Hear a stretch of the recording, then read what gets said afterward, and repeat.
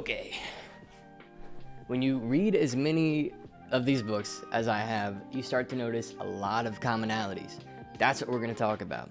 Why do you think we love movies so much? Why do people buy tickets months in advance for their favorite, new Marvel adventure? Well, it's because we love characters, we love stories, we love living through those stories. So if you have a service or a product or a coaching program or whatever, and there's people that have bought that thing, your ability to tell the story of the people that have bought the thing is the cap on your ability to get more people to buy the thing. And when I really took this idea and implemented it into my business and started telling stories, my own story, how I got started, how my students have succeeded, whatever, that's when my business took a massive leap forward. Donald Miller, Dan Kennedy, all the greats of direct response marketing all agree that a well-placed story of somebody who is a lot like the other people that might be looking at this ad, that then bought the thing and experienced a transformation, that is the single most valuable resource that a business owner can possess. So from now moving forward, instead of listing deliverables, how about you try telling stories and see what happens? The second thing that I've learned is the difference between direct response marketing and branding.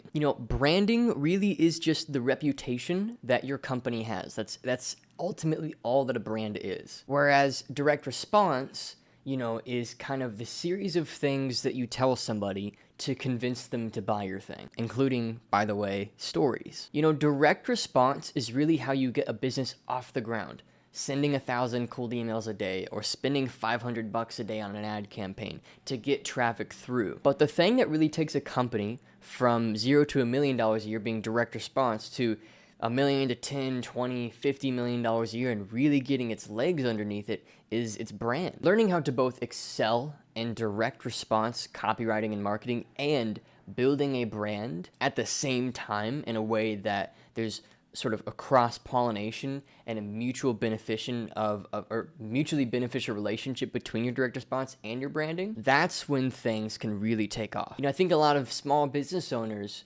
focus too much on one or the other. It's either the Gary V content approach, or it's like the Russell Brunson one funnel away, just build a series of pages and just spend a bunch of money and just convert traffic sort of approach. And both of these approaches have, merit to them, but it's when you marry the two when you really get something special. And then one of the other things that I've learned is what value means. When you're marketing and you're trying to exchange with people, how do you actually quantify the amount of value that your service or program or whatever it is that you're selling has in comparison to the money that they're spending? Well, here's how you do that. First, you look at the amount of speed in which you can create the transformation that your service is promising. So how long does it take between the purchase and the end result being achieved? Is it 30 days, 90 days, a year, 2 years? What's that process like? And it kind of goes without saying, the faster the speed, the more value is involved in your offer. The next thing is the amount of effort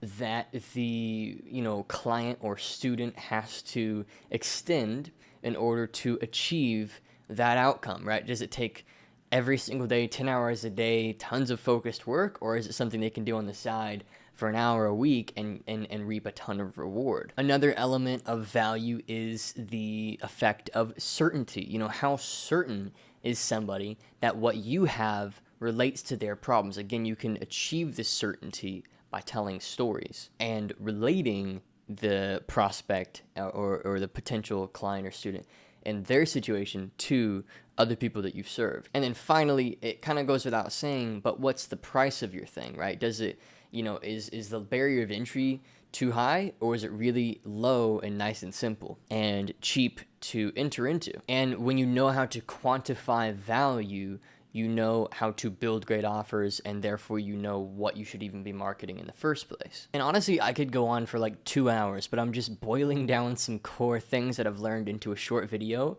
And here's the last thing that I've learned. Your only job as somebody selling something of any sort is to get at least 1,000 people to become rabid fans of whatever it is that you do.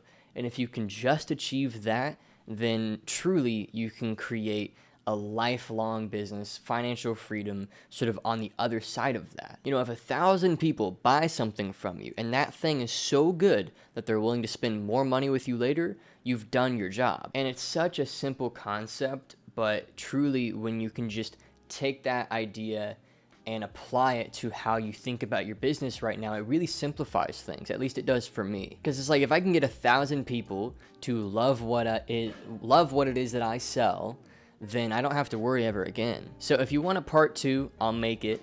But this is just a short video on some key lessons that I've learned from having read as many marketing and sales books as I have. Hopefully you enjoyed this video, and I will see you in the next one.